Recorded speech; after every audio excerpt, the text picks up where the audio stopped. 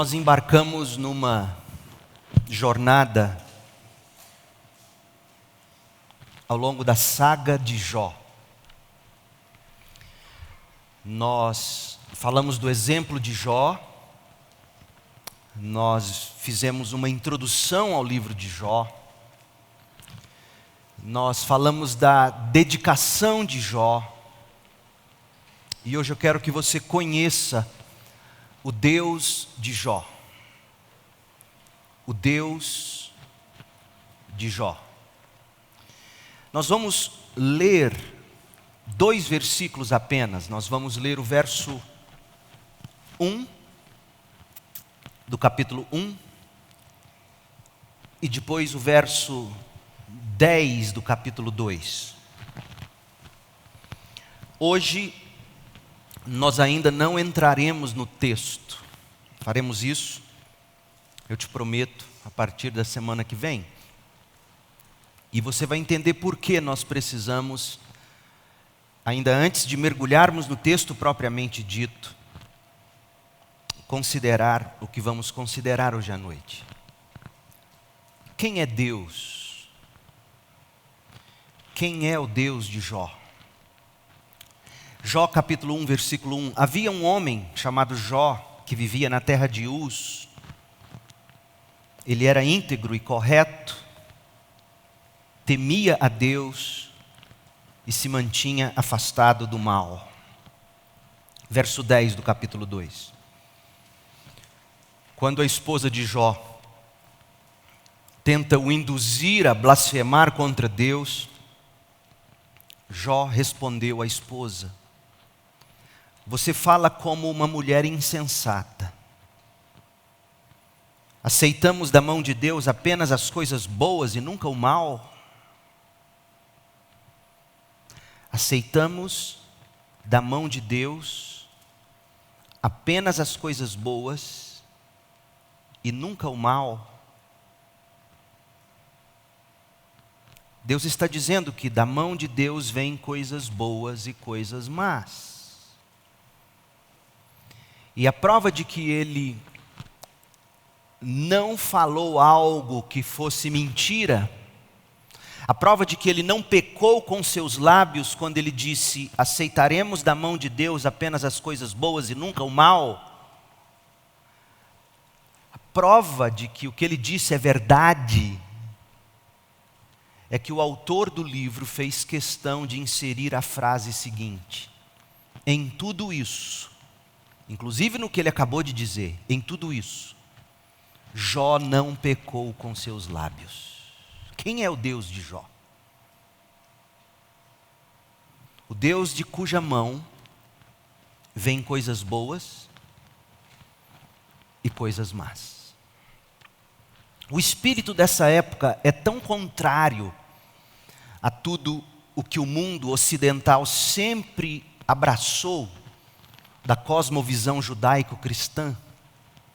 O mundo em que nós vivemos é tão avesso à visão de mundo que construiu o Ocidente, que se faz necessário colocarmos em relevo, ressaltarmos os pilares sobre os quais se apoiam o livro de Jó. Chegamos a este ponto da história, em que é necessário se reafirmar aquilo que durante séculos e séculos a sociedade, o mundo ocidental sempre aceitou como fato.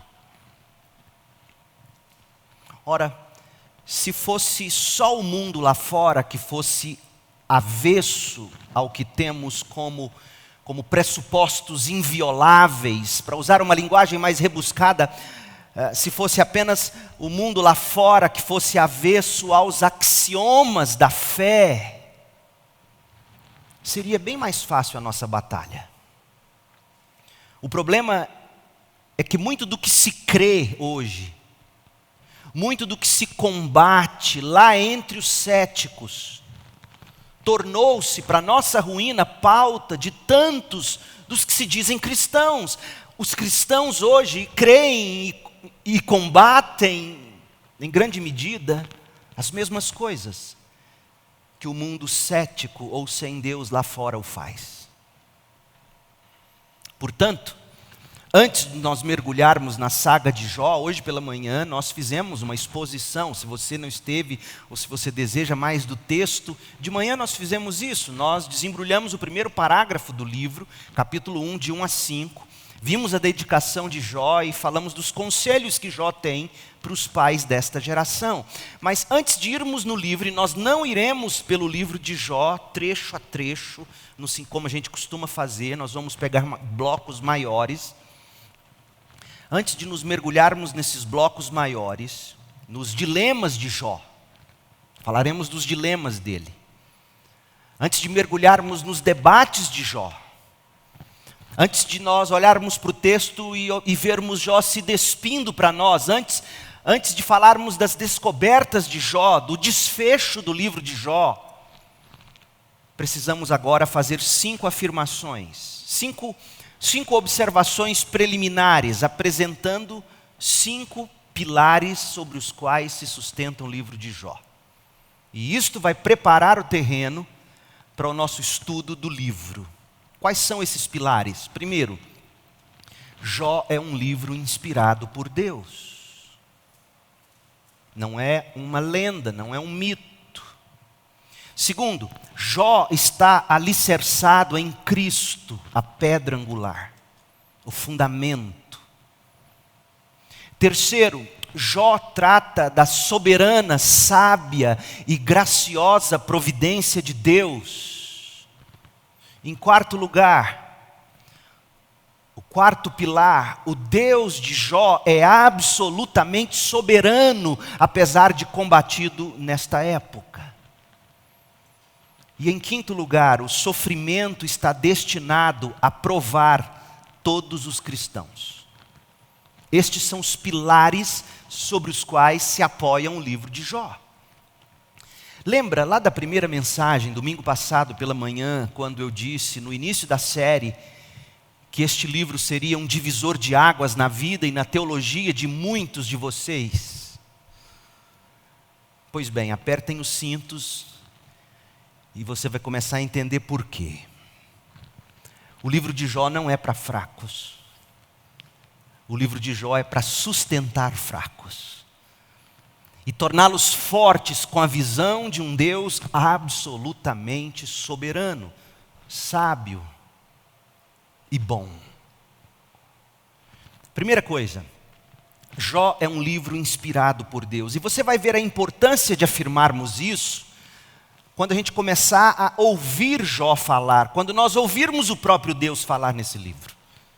Você vai dizer, espera um pouquinho, isso não pode ser da Bíblia. Será que esse livro não entrou na Bíblia por acaso? Será que esse livro é mesmo inspirado? Até porque você acabou de ouvir ou ler no texto, Jó 2:10, algo que é absolutamente espantoso.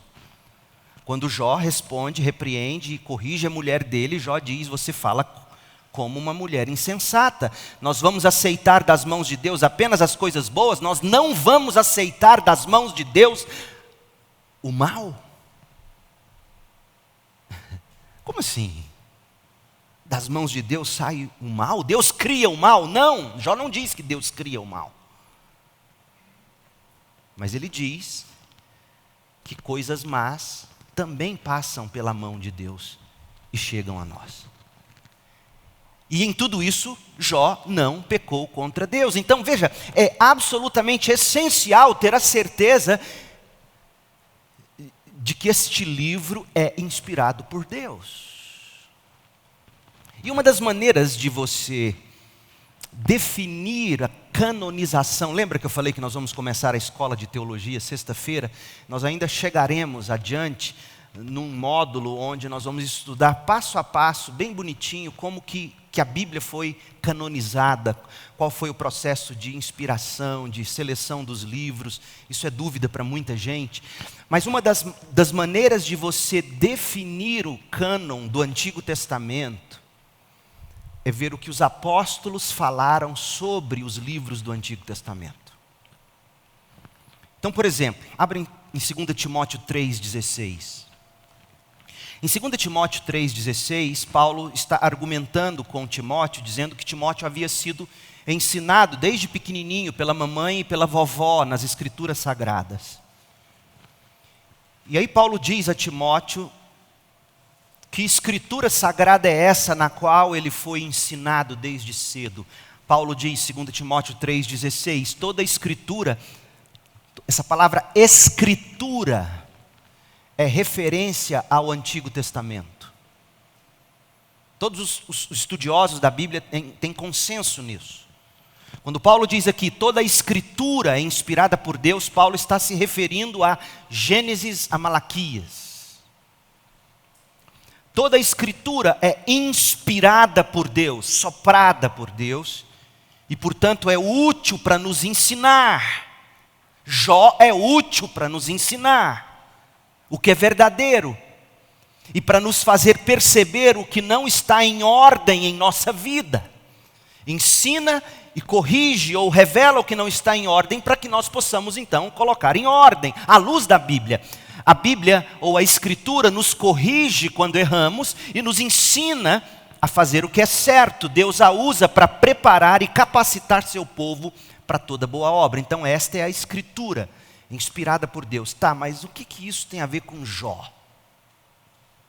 A palavra Escritura, grafê no grego. Esse mesmo apóstolo, em 1 Coríntios 3, citou o livro de Jó. E olha o que ele diz de Jó, 1 Coríntios 3, 18. Paulo diz, que ninguém se engane. Se algum de vocês pensa que é sábio conforme os padrões desta era, deve tornar-se louco a fim de ser verdadeiramente sábio. Como é que alguém se torna louco nesta era, na medida em que se torna de fato sábio? Ele se deixa moldar pelas Escrituras, pela Escritura, pelo grafê. E aí Paulo cita um livro do Antigo Testamento. Pois a sabedoria deste mundo é loucura para Deus, como dizem as Escrituras. E aí ele cita, ele apanha os sábios na armadilha da própria astúcia deles. Sabe o que Paulo está citando aqui? Jó 5, verso 13. Paulo chama Jó de Escritura. Portanto, o que nós temos em Jó, por mais que soe como loucura, aberração, lenda, fábula, exagero ou coisas do gênero, o que nós temos em Jó é sim palavra inspirada de Deus, ou por Deus. Portanto, útil para nos preparar, útil para nos capacitar, sabedoria de Deus para se combater os padrões de sabedoria desta época, no que diz respeito ao sofrimento. Jó é um livro inspirado por Deus. Segundo, Jó está alicerçado em Cristo, a pedra angular. Abra em Jó, no último capítulo, capítulo 42. Jó 42, no final do livro, quando estava tudo dito, tudo feito, Deus se vira para os 3 amigos de Jó, Elifaz, Bildade e Zofar. Deus não repreende, Deus não fala com Eliú. Nós chegaremos a este ponto. Por que será que Deus não menciona Eliú aqui? Porque Eliú também falou. Mas Deus então se volta para os amigos de Jó, Elifaz, Bildade e Zofar, e ele diz algo interessante. Vamos ler. Jó 42, 7. Depois que o Senhor terminou de falar com Jó, disse a Elifaz de Temã: estou muito irado com você e com seus 2 amigos, Bildade e Zofar. E por que Deus estava muito irado com os 3? Pois não falaram o que é certo a meu respeito, como fez meu servo Jó. Veja, falar o que não é certo sobre Deus desperta a ira de Deus. Tamanha seriedade da teologia para Deus. Vocês não falaram o que é certo a meu respeito. Vocês pintaram um Deus que eu não sou. Contrário do que fez meu servo Jó. O que fazer quando Deus está irado com você? Você se lembra do começo? Hoje pela manhã falamos disso, quando Jó apenas cogitava a possibilidade de um de seus filhos e filhas terem blasfemado contra Deus no coração. O que Jó fazia? Ele oferecia holocaustos a Deus, em favor de seus filhos. Deus estava irado com Elifaz, Bildade e Zofar. Deus queria perdoar esses três, mas Deus não podia fazer isso gratuitamente. Deus lançou o pecado de Elifaz, Bildade e Zofar na cruz de Cristo. É impressionante a graça soberana de Deus na salvação. Como é que eu sei? Como é que nós sabemos que Deus jogou o pecado de Elifaz, Bildade e Zofar na cruz? Olha o verso 8 de Jó 42. Por isso, peguem 7 novilhos e 7 carneiros, levem os animais a meu servo Jó e ofereçam holocaustos em favor de si mesmos.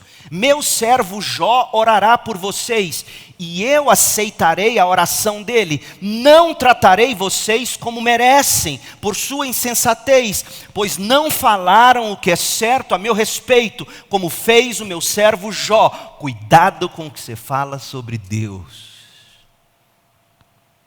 Verso 9, então Elifaz, Bildade, Zofar fizeram o que o Senhor havia ordenado, e o Senhor aceitou a oração de Jó. Note, Deus não usou a palavra perdão nessa passagem. Mas esta é a essência do que se obteve com os holocaustos e a oração de Jó.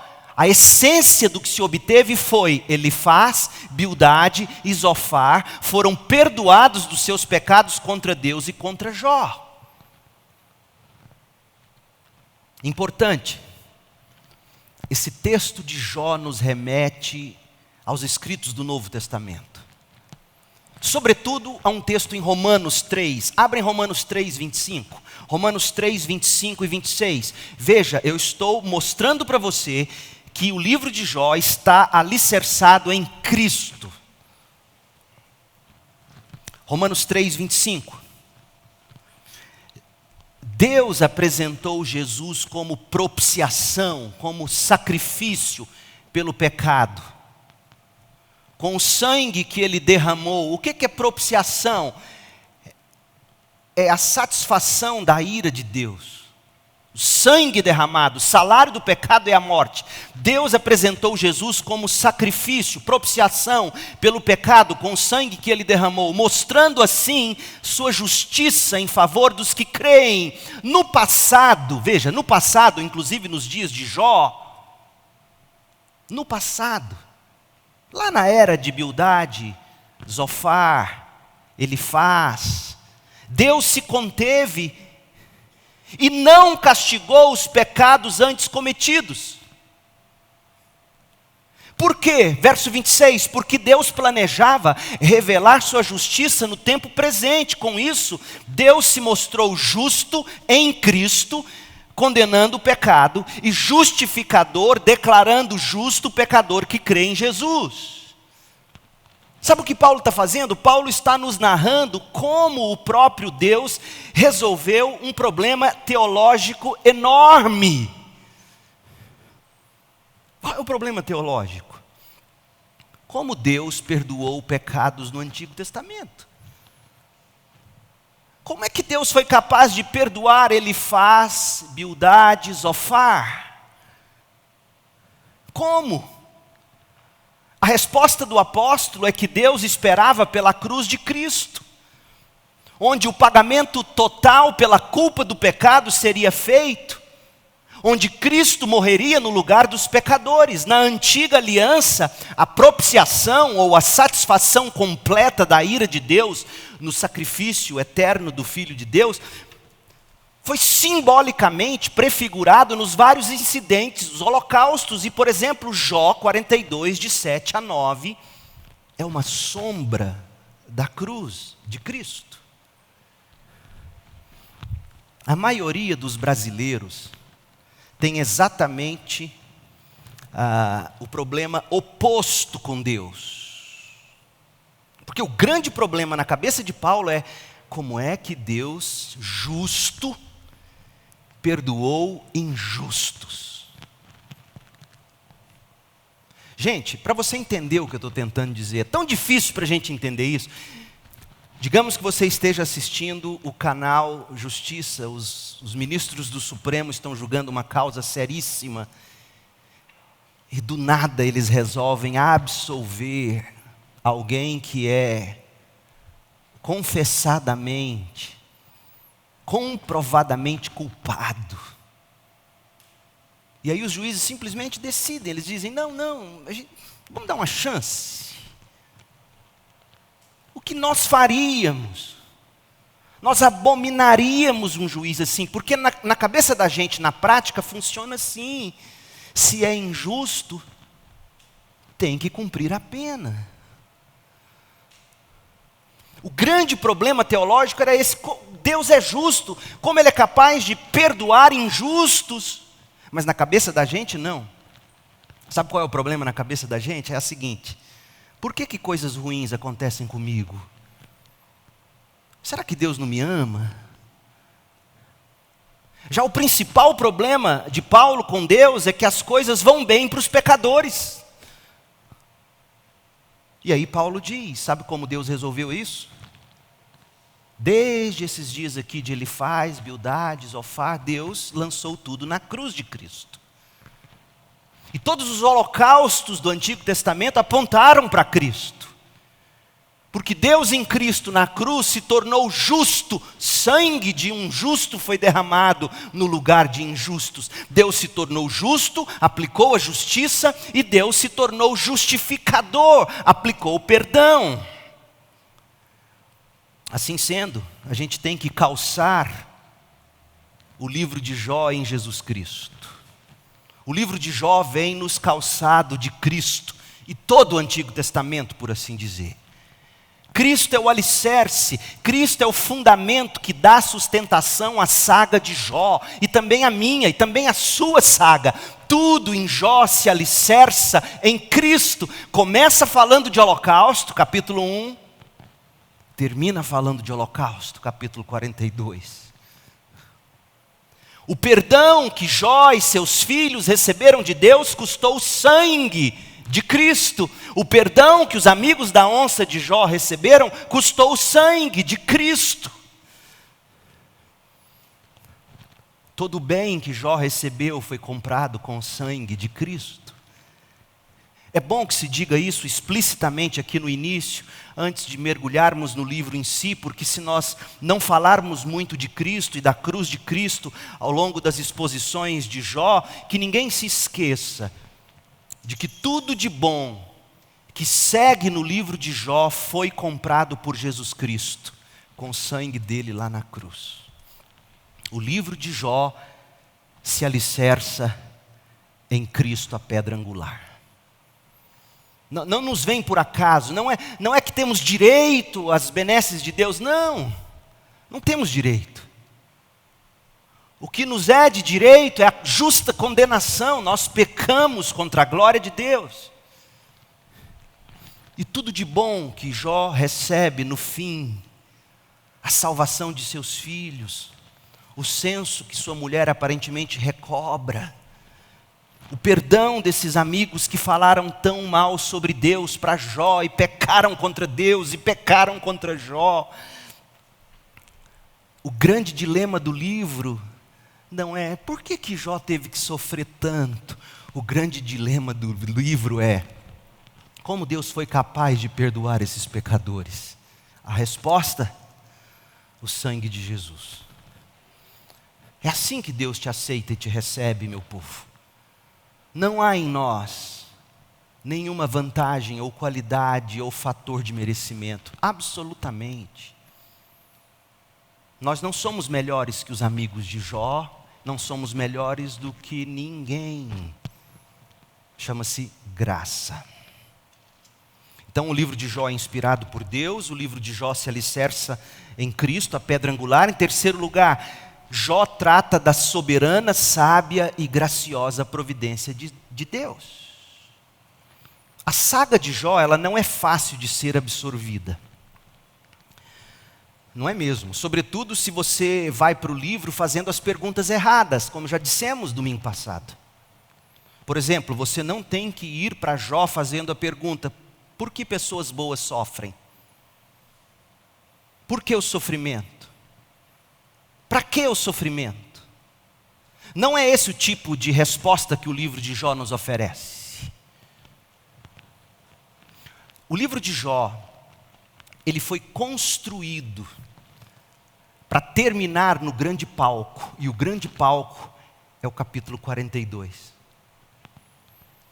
O capítulo 42 de Jó é um palco erigido, e nesse palco é exibido o que Paulo chama, escrevendo aos Efésios, o que Paulo chama que tudo é para o louvor da gloriosa graça de Deus. Capítulo 42 nos mostra Jó recebendo em dobro. Capítulo 42 nos mostra esses amigos maus, a gente fica com raiva deles na medida em que a gente lê o livro. Se você é uma pessoa sensível, você vai lendo e fala: meu Deus, esse Elifaz não vai calar a boca, esse Bildade. E você fica com raiva de Zofar, chega no fim, Deus perdoa. Pede para Jó orar por eles. O que você teria feito com um cabra desse? Rapaz, eu estou orando por você, mas porque Deus mandou, porque é minha vontade agora, então fica aí, Deus, em nome de Jesus.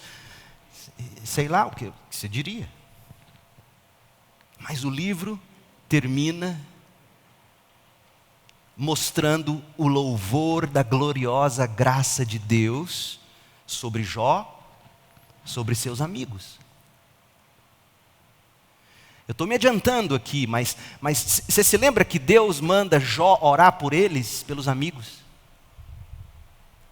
Como que dizendo: Jó, perdoa eles, assim como eu te perdoei. Você pediu perdão para mim, e pelo sangue do meu filho lá na cruz, eu te perdoei. Perdoa esses seus amigos, ore por eles, ofereça sacrifício em nome deles. O livro de Jó termina revelando o louvor da gloriosa graça de Deus. E o apóstolo Tiago entendeu isso. Porque para você ler o livro de Jó, você precisa de uma chave que vai destrancar o segredo da interpretação do livro. E o segredo para interpretar Jó está em Tiago 5,11. Quando Tiago diz, lá no final do versículo 11, a última frase do verso 11, eu estou lendo na NVT, Tiago diz: o Senhor foi bondoso com Jó, pois o Senhor é cheio de compaixão e misericórdia. Não tratou Jó como coitadinho, prestou atenção? Você jamais diria: peraí, como é que Deus foi bondoso com Jó? Era o mínimo que Deus tinha que fazer depois de tudo que tirou dele. Humanamente é assim que a gente fala. Peraí, bondoso? Era o mínimo, tinha que dar em dobro mesmo. Tirou tudo dele, fez ele passar o que passou, mas não é assim que o autor bíblico entende. O autor bíblico entendeu que a vida de Jó foi planejada para espelhar o louvor da gloriosa graça de Deus. O Senhor foi bondoso com Jó, pois o Senhor é cheio de compaixão e misericórdia. É isso que o livro de Jó quer nos mostrar, quem é o nosso Deus. Então, se você tem dúvida ou não sabe qual é o objetivo supremo do livro de Jó, leia Tiago 5,11. Porque tudo na saga de Jó está voltado para o desfecho final do livro, o palco do capítulo 42 de Jó, o qual coloca em exibição um Deus que é soberanamente bondoso, misericordioso e compassivo na vida dos seus santos sofredores. Essa é a forma do livro de Jó atestar que Deus faz todas as coisas para o louvor da sua gloriosa graça, conforme está em Efésios 1:6. Todas as coisas. Logo, estudando a saga de Jó, o que nós vamos fazer quando você ler o livro de Jó, e eu espero que você já tenha lido pelo menos uma vez o livro nessa semana passada. Quantos leram Jó essa semana? Levanta a mão. Deus derrama fogo sobre esse povo. Vocês não leram Jó? Não, é sério, eu estou bravo. Você tem que ler Jó. E você vai ler Jó. Não estou falando sério. Você tem que ler Jó.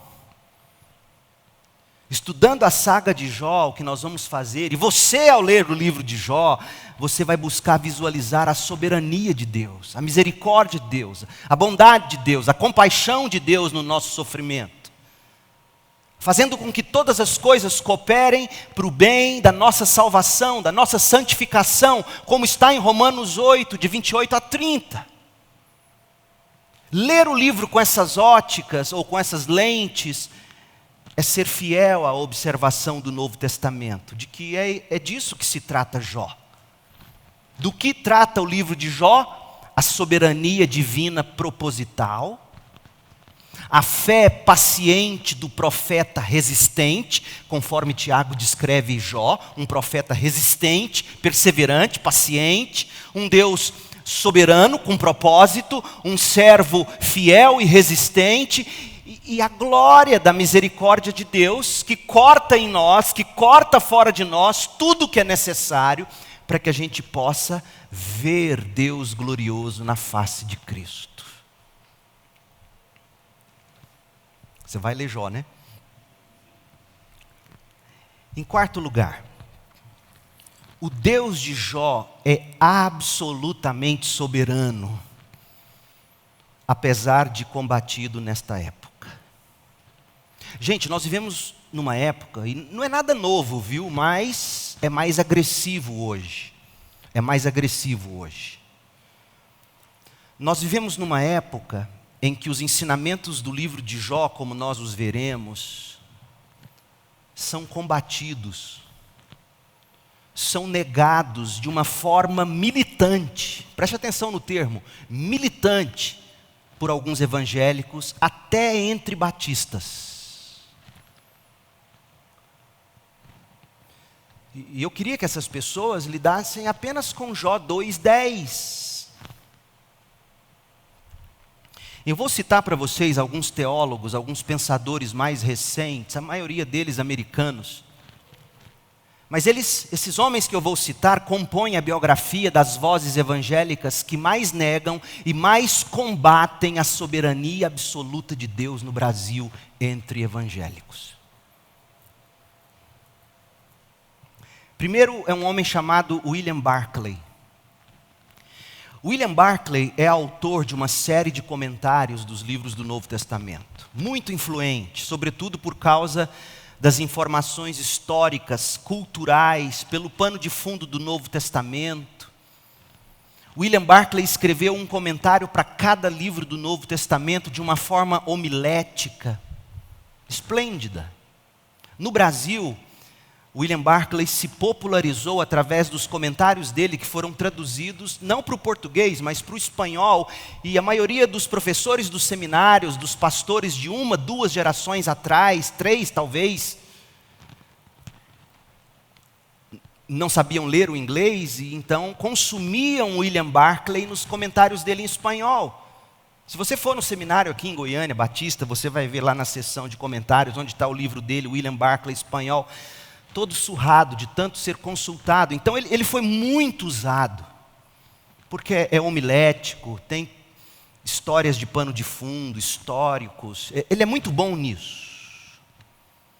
Apesar de muito útil nesses aspectos, William Barclay era teologicamente liberal. A visão dele da expiação de Cristo, a visão dele da Bíblia, totalmente contrária à ortodoxia cristã. E a visão de Barclay do sofrimento humano chega a ser intolerável da perspectiva reformada e ortodoxa da fé cristã. Então deixa eu ler para você um trechinho do que ele escreveu num livro chamado Uma Autobiografia Espiritual. William Barclay escreveu sua própria biografia, uma autobiografia espiritual. E olha o que ele disse sobre o sofrimento. Prepare o estômago. Creio que a dor e o sofrimento nunca são a vontade de Deus para os seus filhos. Não posso conceber que seja a vontade de Deus que alguém seja atropelado por um motorista sob o efeito da bebida, ou que uma jovem mãe morra de leucemia, ou que alguém ainda na primeira infância tenha que enfrentar uma doença degenerativa. Nada disso é vontade de Deus. Meu Deus. Vamos ser honestos e justos com William Barclay. Ele está tentando, entre aspas, defender Deus. Resolver um problema filosófico antiguíssimo e seríssimo. Como um Deus absolutamente soberano, poderoso, pode deixar que o mal aconteça e ainda assim permanecer bom? William Barclay diz: nada de mal nunca foi da vontade de Deus. Gente, não dá para resolver o problema do sofrimento humano arrancando de Deus a soberania absoluta dele. Não dá para apenas a gente dizer que Deus permite que coisas ruins aconteçam, sem que em última instância seja vontade dele, porque isso não resolve o problema, cria outro maior. Cria um Deus que se ocupa de correr atrás de conter o prejuízo causado pelo diabo e pelo ser humano, que são absolutamente soberanos. E Deus, o Deus de Barclay, fica passando pano atrás da nossa lambança. Sabe o menino que sai fazendo bagunça e a mãe vem atrás limpando a caca? Esse é o Deus que você cria quando você tira da mão dele sua soberania absoluta, como Jó assumiu que Deus tinha. Jó 2:10. Mulher, nós vamos receber o que vem de bom da mão de Deus e não vamos receber o que vem de mal da mão de Deus. Nesse tipo de solo foi que germinou e floresceu e tem frutificado o que se chama hoje de teísmo aberto, ou teologia do processo. Meu povo, desculpe esses nomes difíceis, eu não traria isso para vocês se isso não estivesse batendo nas nossas portas. Pastor Batista, na nossa convenção, ensinando isso, publicamente. A teologia do processo, ou teísmo aberto, nega a onipresença de Deus, nega a onipotência de Deus, nega a onisciência de Deus. Os defensores dessa teologia nova, eles vão dizer que não é bem assim, nós não gostamos de rótulos. Seus defensores apresentam outra definição para a onisciência, onipresença e onipotência de Deus. Eles afirmam que eles querem reavaliar o conceito de onisciência de Deus e ensinam que Deus não conhece o futuro completamente. Porque se ele conhecesse completamente o futuro, ele ia ver o mal, e ele é bom, e como é que ele ia deixar o mal acontecer se ele é bom? Então Deus não pode ver tão longe assim no futuro. Deus vai mudando de ideia conforme as circunstâncias.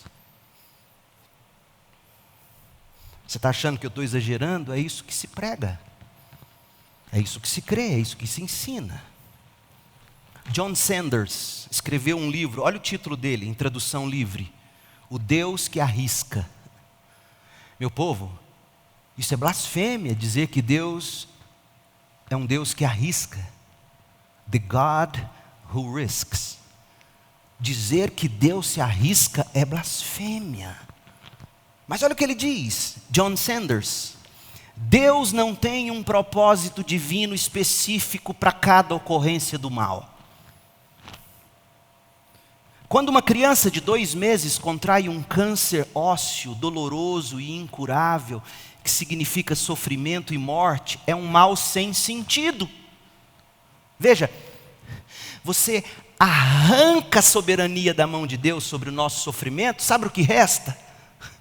Um mundo absolutamente sem sentido e assustador. Então ele diz: Deus não tem um propósito divino específico para cada ocorrência do mal. Quando uma criança de 2 meses contrai um câncer ósseo doloroso e incurável, que significa sofrimento e morte, é um mal sem sentido. O holocausto é um mal sem sentido. O estupro seguido de morte e o esquartejamento de uma jovem é um mal sem sentido. O acidente que causou a morte do meu irmão foi uma tragédia. Deus não tem um propósito específico em mente para essas ocorrências. Penso que isso é errado. Greg Boyd, outro desses, Cartas de um Cético, é o nome do livro. Ele se admite cético. Cartas de um Cético. Ele escreveu assim: quando um indivíduo inflige dor a outro indivíduo, não penso que podemos ir em busca do propósito de Deus nesse evento. Sei que os cristãos falam frequentemente sobre o propósito de Deus em meio a uma tragédia causada por outra pessoa, mas considero isso simplesmente uma maneira piedosamente confusa de pensar. Deus não tem propósito no seu sofrimento, é o que ele está dizendo. É tudo sem sentido. O mesmo Greg Boyd, no livro God at War, Deus em Guerra, ele diz assim: meu Deus, nem Jesus, nem seus discípulos presumiram que deveria haver um propósito divino por trás de todos os eventos da história. Você escutou? Nem Jesus, nem seus discípulos presumiram que deveria haver um propósito divino por trás de todos os eventos da história. A Bíblia não presume que todo mal em particular tenha um propósito piedoso em particular por trás dele. Percebeu? Esse tipo de teólogo, na tentativa de confrontar os que sofrem, ou melhor, confortar os que sofrem e corrigir o que eles chamam de erro doutrinário em defesa de Deus. Então, eles são bem intencionados, eles querem confortar. Eles querem corrigir a visão errada sobre Deus. Mas quando eles fazem isso, arrancando de Deus sua soberania absoluta, eles deixam o cristão num mundo sem propósito algum. Com um Deus que no máximo corre atrás de nós, passando pano, chorando pelo que está acontecendo, sem poder fazer algo para ajudar, apenas tentando nos consolar em meio a todas essas coisas sem propósito que nós mesmos criamos. É um Deus em desespero, assim como nós. Portanto, gente, as questões da soberania absoluta do Deus de Jó, com as quais nós lidamos no livro, elas não têm um significado teológico remoto, antigo, descontextualizado. Muito pelo contrário. Tem um significado teológico imediato, pessoal, prático, pastoral. Posto que são as questões da soberania absoluta de Deus, combatidas em muitos lugares, inclusive seminários, púlpitos, igrejas evangélicos, também brasileiros. Deixa eu te citar um nome. Ed Renekiewicz, pastor batista de uma grande igreja batista da nossa convenção em São Paulo. Ele deu uma entrevista para Eliana de Castro no site faustomag.com no dia 19 de março de 2017. Ele respondeu a ela coisas em face das quais, por respeito a Ed René, eu prefiro deixar você mesmo tirar suas conclusões. E te adianto e digo que você vai ler a entrevista inteira, ele vai citar a filosofia grega, a sabedoria o tempo todo, ele não vai citar as escrituras. A mulher começa a entrevista perguntando ao Ed René: Qual é a justificativa do sofrimento? Resposta: não tem justificativa. O sofrimento é um dado da condição humana que não é útil para nada. Pela ótica da cultura moderna, que quer fazer de qualquer coisa limão uma limonada, então, para essa cultura moderna que quer fazer de qualquer limão uma limonada, o sofrimento tem utilidade. Ele está chamando a teologia paulina de cultura moderna. Porque é Paulo quem diz que Deus faz cooperar todas as coisas para o bem daqueles que o amam e são chamados segundo o seu propósito. Mas eu disse que eu não ia emitir opinião. Pela ótica da cultura moderna, que quer fazer de qualquer limão uma limonada, o sofrimento tem utilidade. Ou seja, damos um jeito de justificar o sofrimento. Há males que vêm para o bem. A cultura moderna também usa o sofrimento como autoaperfeiçoamento. E é a cultura moderna que vai vender essa ideia de que conseguimos colocar rédeas nesse mundo caótico. Agora, nós também conseguimos, respondendo ao sofrimento, descobrir dimensões da existência humana que, na zona de conforto, jamais acessaríamos. Sofisma. A repórter continua. E o sofrimento pela ótica religiosa cristã? Porque veja, ela precisou perguntar isso para ele. Ele não foi na Bíblia. Ela falou assim, então fala, você é um pastor, fala como um crente.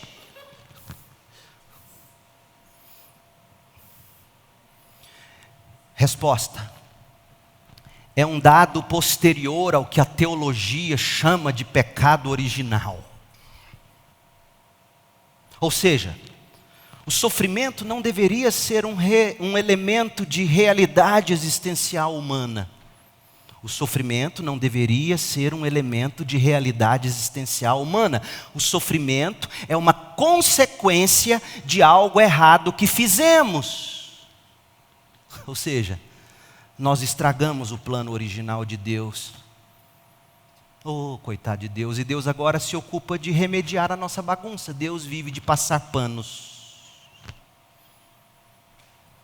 Gente, na contramão desse desespero que é esse tipo de teologia, desse desespero que esse tipo de teologia nos coloca, porque é um desespero esse tipo de teologia, sejamos honestos. Porque nós lemos e a gente ouviu a mesma coisa. Não, nada tem justificativa. Só não era para ser assim e pronto. Não tem propósito no sofrimento. Isso é o que a teologia chama de depois do pecado original. Deus não tinha isso em mente.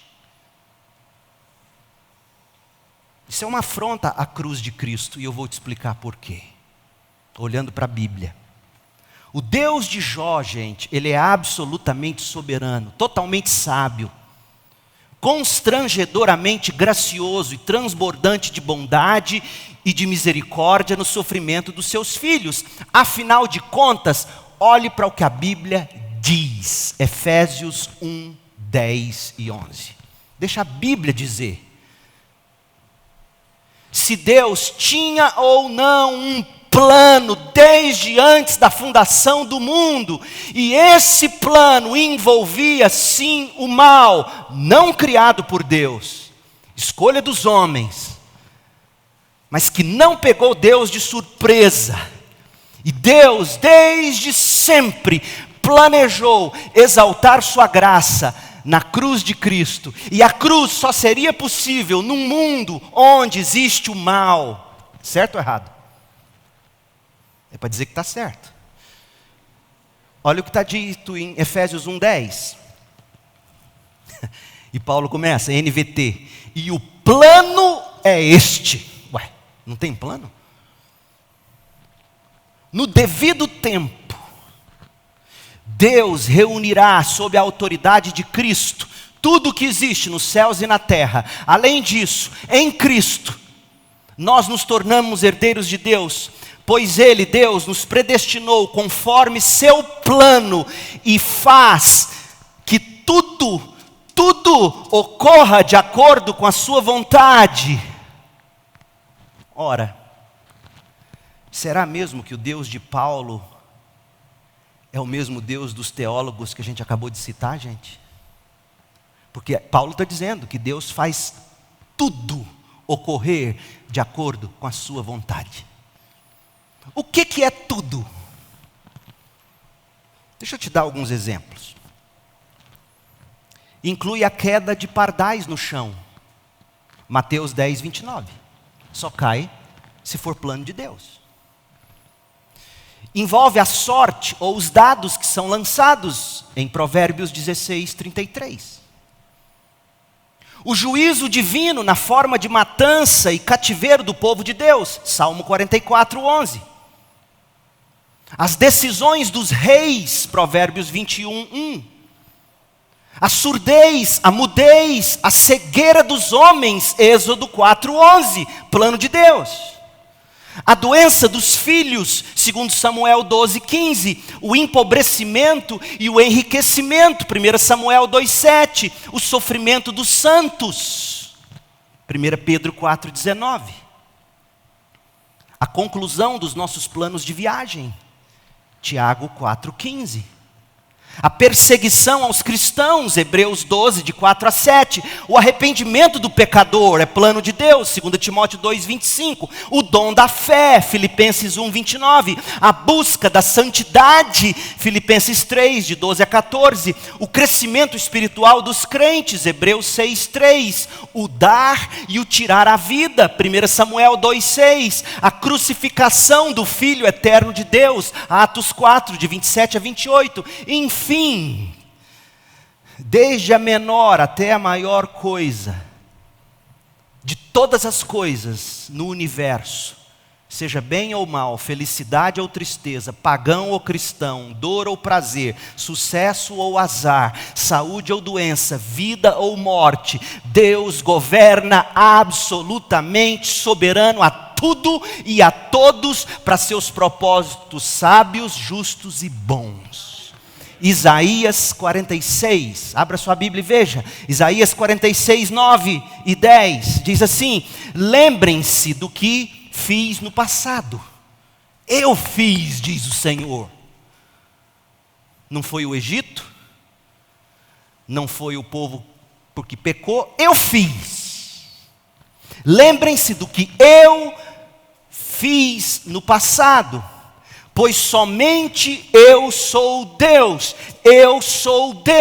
e não há outro semelhante a mim. Só eu posso lhes anunciar desde já o que acontecerá no futuro.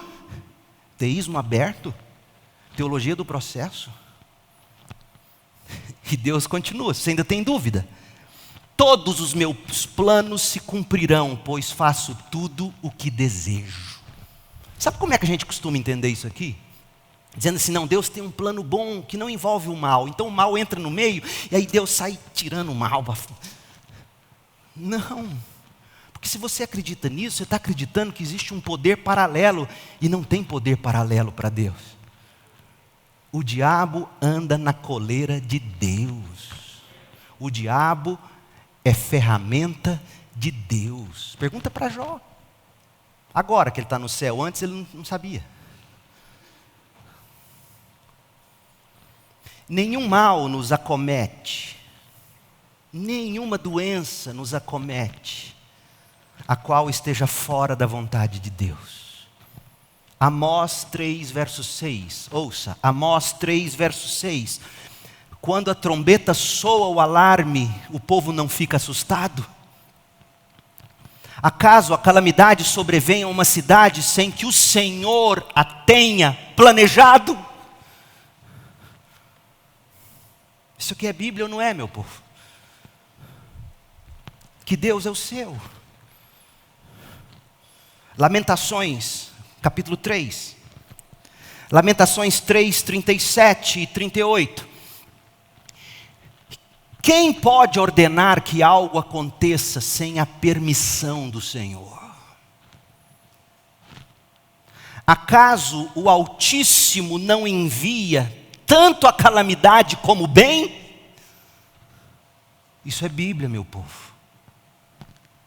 E porque Deus é absolutamente soberano sobre tudo e sobre todos, do menor ao maior dos detalhes, porque Deus é absolutamente soberano sobre alegrias e tristezas, riquezas e pobrezas, saúdes e doenças, ganhos e perdas, vidas e mortes, porque Deus é soberano, sábio e bom, é que a gente pode descansar, e a gente pode adorar a Deus. Eu não combinei com o Orlando. O Orlando, ele tem alma gêmea comigo em algumas coisas. E ele colocou um texto que a gente leu e eu tenho certeza que você não prestou atenção. Salmo 115. Abra lá. Pastor, onde está o valor em saber que Deus é soberano sobre o mal que me acontece? Ora, deixe-me inverter a pergunta. Onde está o valor em saber que Deus não é soberano sobre o mal que te acontece? Onde está o valor? Onde está o valor em dizer que Deus não tem propósito no seu sofrimento? Onde está o valor nisso? Me responda. Não há valor nisso. Mas quando você entende que Deus é absolutamente soberano, sábio e bom, e faz todas as coisas cooperarem para o bem daqueles que o amam e são chamados de acordo com o propósito dele, isso faz toda a diferença. Israel, no Salmo 115, padecendo na mão de seus algozes, e eles zombando do Deus de Israel. Que Deus é esse que deixa vocês sofrerem nas nossas mãos? Que Deus é esse que deixa você morrer de câncer? Que Deus é esse que deixa os inimigos massacrarem você? Coloque o mal que você quiser. Que Deus é esse? Onde está o seu Deus? Olha o texto, Salmo 115, 2. Porque as nações dizem: onde está o Deus deles? Em outras palavras, as nações estavam perguntando: onde está o seu Deus que não te socorreu no sofrimento? Onde está o seu Deus que deixou que esse mal lhe acontecesse?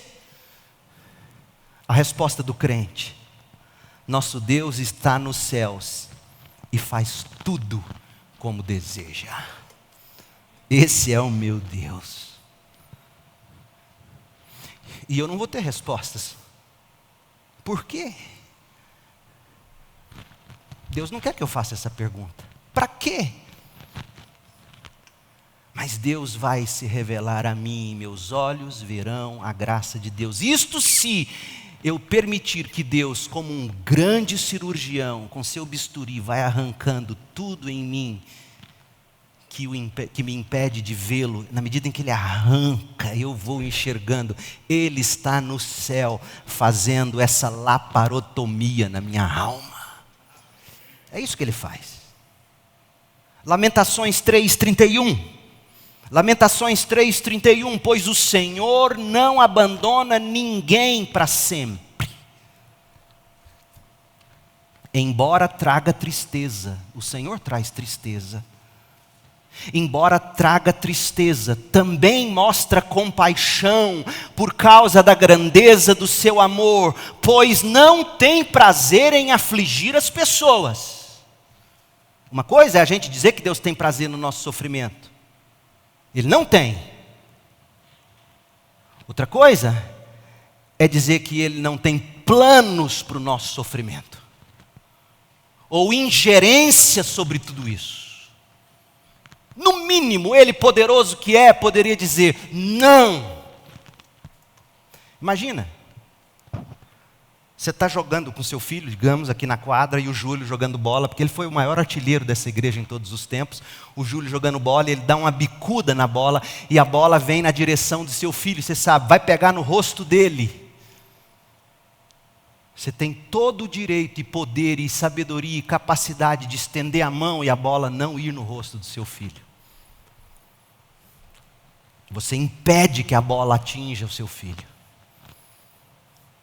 Mas digamos que, inexplicavelmente, você tem um propósito sábio, bom, e você diz: vai bater no rosto do meu filho. E eu vou deixar. Quem chutou a bola? O Júlio. Quem deixou a bola bater? o Pai. E você não pode dizer, em última instância, que não há um plano em tudo isso. O Deus de Jó é absolutamente soberano, apesar de combatido nesta época. O nosso Deus não é frouxo, é forte. Ele não passa pano atrás das nossas bagunças. Ele dita o plano da nossa vida e da nossa história. Ele não é o autor do mal, mas o mal passa pela mão dele. E às vezes chega a nós, às vezes não. E todas as coisas cooperam para o nosso bem. Isso te traz conforto. Quando um médico erra com seu filho, quando seu filho está ali prostrado, você não tem o que fazer. Isso te traz conforto. Saber que o seu Deus tem sim ingerência sobre todas as coisas.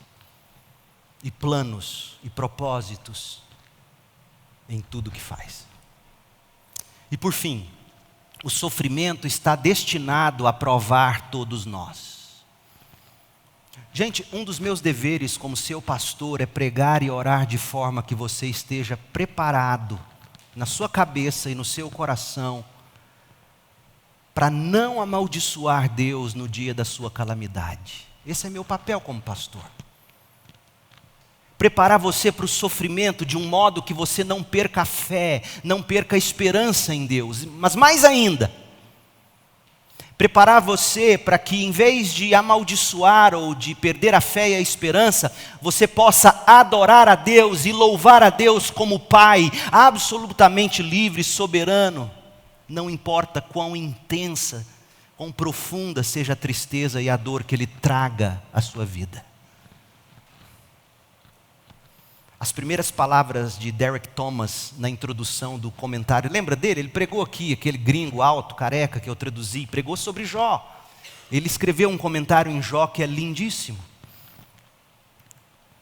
E na introdução, abrindo o livro, eis o parágrafo que ele escreve. E você tem a noção do quanto o cristianismo de hoje é diferente do que foi durante séculos e séculos. Ele diz assim, Derek Thomas: ao contrário de seus irmãos de hoje, os cristãos de uma época passada se preparavam para as dificuldades. Os cristãos de épocas passadas aguardavam as dificuldades, eles sabiam que as dificuldades chegariam, eles antecipavam a disciplina da cruz ao longo de toda a sua vida terrena, até ao túmulo. Eles entenderam que a dor será dissipada apenas no céu. Fecha aspas. Cadê esses crentes? Meu povo, é claro que as promessas de saúde e de riqueza e de vida sem problemas, há pessoas que se mantêm piedosas, né? Porque é isso que se prega hoje. Olha, você só está sofrendo porque você não é piedoso o bastante. Você só está sofrendo porque não tem fé o bastante. Se você tiver fé do tamanho certo, você obtém a cura, a vitória. Isso não é novo, mas hoje é pior. Os conselheiros de Jó, guardadas as proporções, prometiam o mesmo que se promete hoje. Até que Jó chegou num ponto e cansou. Olha o que ele diz em Jó 16. Jó 16, verso 2. Jó diz assim: já ouvi tudo isso antes. Isso que apenas os ímpios sofrerão. Era isso que eles vinham dizendo. Só os ímpios sofrem. E se você está sofrendo é porque você é ímpio. Tem um pecado escondido. Porque se você mantém a sua vida de santidade, se você ora do tanto certo, se você lê a Bíblia do jeito certo, se você dizima, se você oferta, se você é homem de Deus, se você é mulher de Deus, você não vai sofrer, você vai prosperar, você vai reinar nessa terra. E Jó diria: já ouvi tudo isso antes. Que péssimos consoladores são vocês. Outras versões dizem: vocês são consoladores miseráveis. Na verdade, a palavra hebraica significa: vocês são molestadores. Gente que prega assim. Será que nunca vão parar de tagarelar? Que perturbação os faz continuar falando? Eu poderia dizer as mesmas coisas se estivesse em meu lugar.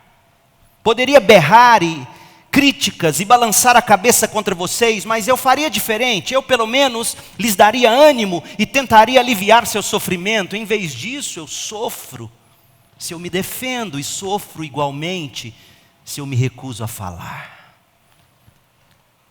Gente, praticamente todos nesse local de culto, inclusive você que me assiste, que me ouve nesse momento, todos passarão por uma terrível calamidade, mais cedo ou mais tarde na vida, é só questão de tempo. A calamidade chega em alguns mais cedo, chega para outros mais tarde. E deixa eu te contar um segredo, anote o que eu vou te dizer. Dizer com antecedência, absoluta certeza, quando a calamidade chegar, ela vai parecer para você ser absurda, desmedida, sem sentido, imerecida. Por que eu? Por que agora? Por que desse jeito? Porque a exemplo de Jó, Jó era o homem mais improvável para passar pelo que ele passou. O próprio Deus começa o livro dizendo que Jó era homem piedoso. E aí quando a calamidade chega, anote, você vai dizer, mas é demais, é desmedido demais, é absurdo demais, é trágico demais, é imerecido. Na hora do sofrimento vai parecer tudo muito absurdo e você vai gemer e perguntar, por quê? Por quê? Incontáveis vezes. O sofrimento tantas vezes vem do nada, quando você menos espera. A saga de Jó é uma ilustração viva do que disse o Senhor Jesus aos discípulos no discurso de despedida dele em João 16:33. Eu lhes falei tudo isso para que vocês tenham paz em mim. Não na saúde, não nas conquistas, em mim. Porque no mundo vocês terão aflições. Mas tenham bom ânimo, animem-se, eu venci o mundo, Jó também venceu o mundo, e você também pode vencer o mundo. E vencer o mundo não é parar de sofrer, vencer o mundo é não blasfemar, é confiar, é crer. Deus permitindo, gente, nós vamos começar a desembrulhar o livro no próximo domingo. Mas o que você não pode esquecer, primeiro, Jó é um livro inspirado por Deus. Jó está alicerçado em Cristo. Jó trata da soberana, sábia e graciosa providência de Deus. O Deus de Jó é absolutamente soberano, apesar de combatido nessa época. E o sofrimento está destinado a provar todos os crentes. Mas, gente, por mais que nós admiremos Jó, e Jó tem que ser admirado, Tiago coloca ele para nós como um herói a ser imitado. Um exemplo melhor. O grande herói do livro não é Jó, é o Deus de Jó. O Deus de Jó é soberano, é onipotente, é onisciente, é justo, mas o Deus de Jó também é misericordioso, amoroso e bondoso. Até que Deus aparecesse no meio do redemoinho em Jó 38:1, Jó reclamou de Deus. Apesar de saber que Deus é sábio, Jó estava achando Deus apático, cego, injusto, escondido em algum lugar, indiferente à dor dele. Na teologia dos amigos de Jó, Deus era Deus de justiça, era soberano. Mas até Deus falar, na teologia de nenhum desses cabia compaixão, misericórdia e graça, que é tudo que Deus precisa ser para se revelar a nós, criaturas. Depois que Deus fala, Jó entende e ele muda de conversa. E Tiago arremata dizendo, Jó é para ensinar para nós quem Deus é. Ele é bondoso, misericordioso e cheio de compaixão. E eu concluo dizendo a você duas coisas. Primeira, o Deus de Jó é o Deus que em Cristo Jesus se faz justo e justificador do pecador. O Deus de Jó é o Deus que em Cristo estende a você sua doce mão e te faz o convite: vem a mim, todos vocês que estão cansados e sobrecarregados, e eu lhes darei descanso. Tomem sobre vocês o meu jugo, deixem que eu lhes ensine, pois eu sou manso e humilde de coração. Venham a mim e vocês encontrarão descanso para sua alma, porque meu jugo é fácil de carregar e o fardo que lhes dou é leve. Esse é o Deus de Jó. Venha a Ele, venha a Cristo. O Deus de Jó é aquele que em Cristo age para ajuntar sua ninhada, mesmo aos mais rebeldes dos pecadores. O Deus de Jó diz: Jerusalém, Jerusalém, cidade que mata profetas e apedreja os mensageiros de Deus, quantas vezes eu quis juntar seus filhos, como a galinha protege os pintinhos sob as asas, mas você não deixou. É o Deus de Jó em Cristo chamando você. Nossos meninos estão estudando teologia, catecismo. Eu vou terminar citando o catecismo de Heidelberg, sobre o valor de se conhecer a providência do Deus de Jó. Ouça, e eu termino te citando, é lindo, diz assim: o que é a providência de Deus? A providência de Deus é o poder de Deus, onipotente e presente em todo lugar, pelo qual, como por sua própria mão, sustenta e governa o céu, a terra e todas as criaturas, de tal maneira que tudo o que a natureza produz, a chuva e o sol, a fertilidade e a esterilidade, a comida e a bebida, a saúde e a enfermidade, a riqueza e a pobreza, enfim, nada acontece sem motivo, por acaso ou azar, mas segundo o conselho e a vontade do Pai Celeste. Mas nós vivemos numa era de praticidade. E a pergunta que você tem que fazer é: pastor, qual é a utilidade de saber disso? É a próxima pergunta do catecismo. Que utilidade tem para nós o conhecimento da criação e da providência de Deus? Resposta: para que em todas as adversidades tenhamos paciência, na prosperidade sejamos agradecidos, quanto ao futuro, sejamos confiantes, depositando nossa esperança exclusivamente em Deus, nosso Pai fidelíssimo, sabendo que nada nos pode separar de seu amor. Todas as criaturas submetem-se ao seu poder, tudo acontece por sua soberana vontade. Em outras palavras, no que me ajuda a saber que Deus é absolutamente soberano: aquietai-vos e sabei que eu sou Deus. Esse é o valor dessa doutrina, gente. Você já conhece o Deus de Jó? Venha a Cristo e Cristo o revelará. Não tem como conhecer o Deus de Jó se não for por meio de Cristo. Venha a Cristo e Ele perdoará você do seu pecado, aninhará você debaixo das suas asas, Cristo o guardará de cair, Cristo o levará com grande alegria e sem defeito à presença gloriosa do Deus de Jó. Prove dele em Cristo Jesus.